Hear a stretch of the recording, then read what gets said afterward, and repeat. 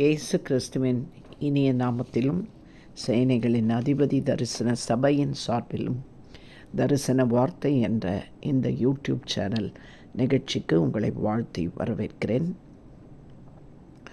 தங்கள் பேரை பெருமைப்படுத்திக் கொள்ள பணம் கொடுத்து பட்டம் வாங்குவதும், தாங்களே போஸ்டர்ஸ் அடித்து ஓட்டிக்கொள்வதும், ஆட்களை அரேஞ்ச் பண்ணி கூட்டத்தை காண்பித்து அதன் மூலம் செல்வாக்கை பெறுவதும், தாங்களே தங்களுக்கு பாராட்டு விழா நடத்தி கொள்வதும் எல்லாமே தங்கள் பெயரை தாங்களே பெருமைப்படுத்தி கொள்ள முயற்சிக்கும் முயற்சிகள்தான். ஆனால் தேவனிடத்தில் நான் பாராட்டை பெற்றால் தேவன் என் பெயரை பெருமைப்படுத்துவார் என்று அர்த்தப்படுகிறது. புகழ்ச்சியும் கீர்த்தியுமாய் வைப்பேன் என்றல்லவா நம் தேவன் சொல்லியிருக்கிறார். ஆதியாகமம் 12ஆம் அதிகாரம் 1 முதல் 4 வரை வாசித்தால், ஆபிரகாமை நோக்கி கர்த்தர், உன் தேசத்தையும் உன் இனத்தையும் உன் தகப்பனுடைய வீட்டையும் விட்டு புறப்பட்டு நான் உனக்கு காண்பிக்கும் தேசத்துக்கு போ. அப்பொழுது நான் உன்னை பெரிய ஜாதியாக்கி உன்னை ஆசீர்வதித்து உன் பேரை பெருமைப்படுத்துவேன். நீ ஆசீர்வாதமாயிருப்பாய். உன்னை ஆசீர்வதிக்கிறவர்களை நான் ஆசீர்வதிப்பேன், உன்னை சபிக்கிறவர்களை சபிப்பேன். பூமியில் உள்ள வம்சங்கள் எல்லாம் உனக்குள் ஆசீர்வதிக்கப்படும் என்றார். கர்த்தர் ஆபிரகாமுக்கு சொன்னபடியே அவர் புறப்பட்டு போனார். அதேபோல் இன்னொரு முறை ஆதியாகமம் 22ஆம் அதிகாரம் 2ஆம் வசனத்திலே தேவன் ஆபிரகாமை சோதிக்கும்படியாய், உன் புத்திரனும் உன் ஏக சுதனும், அதாவது ஒரே பிள்ளை, அவனுக்கு வேறு பிள்ளைகள் கிடையாது, ஏக சுதனும் உன் நேசகுமாரனாகிய ஈசாக்கை நீ இப்பொழுது அழைத்து கொண்டு மோரியா தேசத்துக்கு போய் அங்கே நான் உனக்கு குறிக்கும் மலை ஒன்றின் மேல் அவனை தகன பலியாக பலியிட வேண்டும் என்று சொல்லுகிறார். அதே அதிகாரத்தில் வசனம் 11-12 பார்க்கும்போது அப்படியே ஆபிரகாம் கீழ்ப்படுகிறார். ஆனால் தேவன், ஆபிரகாமே ஆபிரகாமே, பிள்ளையாண்டன் மேல் உன் கையை போடாதே, அவனுக்கு ஒன்றும் செய்யாதே. நீ அவனை உன் புத்திரன் என்றும் உன் ஏக சுதன் என்றும் பாராமல் எனக்காக ஒப்பு கொடுத்தபடியினால் நீ தேவனுக்கு பயப்படுகிறாய் என்று அறிந்திருக்கிறேன் என்று ஆபிரகாமை குறித்து தேவன் சாட்சி பகர்வதை பார்க்கலாம்.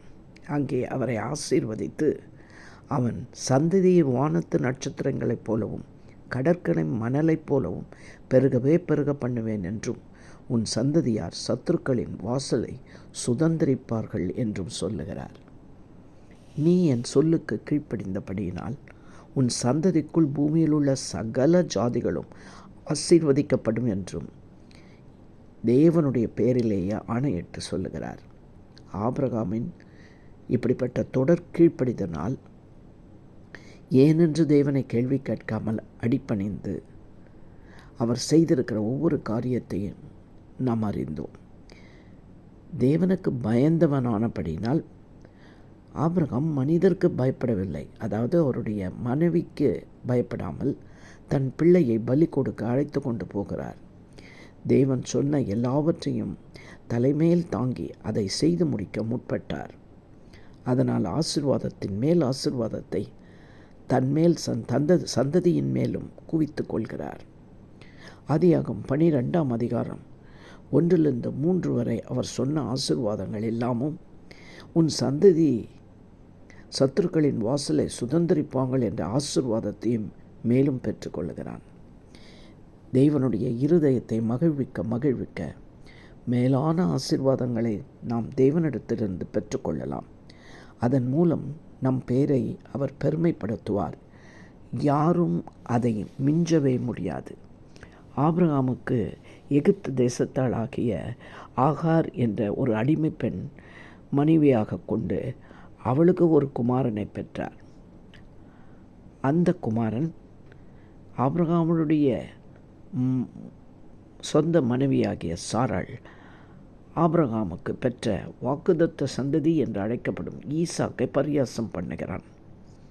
உடனே சாராள் அந்த அடிமை பெண்ணையும் அவன் மகனாகிய இஸ்மவேலையும் புறம்பே தள்ள வேண்டும் என்று ஆபிரகாமிடம் சொல்லி, இவன் நம்முடைய பிள்ளை ஈசாக்கோடைய சுதந்திரவாளியாய் இருப்பதில்லை என்று கூறுகிறாள். இது ஆபிரகாமுக்கு மிகவும் துக்கமாக இருந்த போதிலும் தேவன் ஆபிரகாமை நோக்கி, இது உனக்கு துக்கமாய் இருக்க வேண்டாம், ஈசாக்கிடத்தில் உன் சந்ததி விளங்கும், ஆகவே சாராள் உனக்கு சொல்வதெல்லாவற்றையும் கேள் என்றார். அந்தபடியே ஆபிரகாம் அதிகாலையில் எழுந்து அப்பத்தையும் ஒரு துருத்தி தண்ணீரையும் எடுத்து அந்த ஆகாரையும் ஆகாருடைய பிள்ளையையும் அவளிடத்தில் ஒப்பு கொடுத்து அவளை அனுப்பிவிட்டார். அவள் பெயர்சபா வனாந்தரத்திலே அலைந்து திரிந்தாள் என்று எழுதியிருக்கிறது.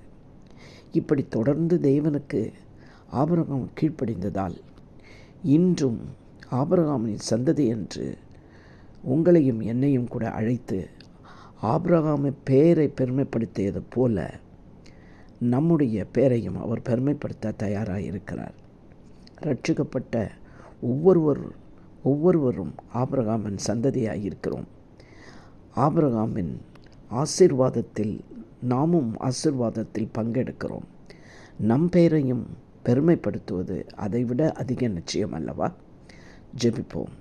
அன்பும் இரக்கமும் உள்ள எங்கள் நல்ல தகப்பனே, ஆபிரகாமின் அதிக மோசமான சோதனைகளின் வேளையிலும் துக்கமான நேரத்திலும் உம்மை எதிர்த்து கேள்வி கேட்காமல் முறுமுறுக்காமல் உமக்கு உடனடியாக கீழ்ப்படிந்ததைப் போல நாங்களும் கர்த்தருடைய எல்லா எதிர்பார்ப்புகளுக்கும் கீழ்ப்படிந்து நடந்து கொள்ள எங்களுக்கு உதவி செய்வீராக.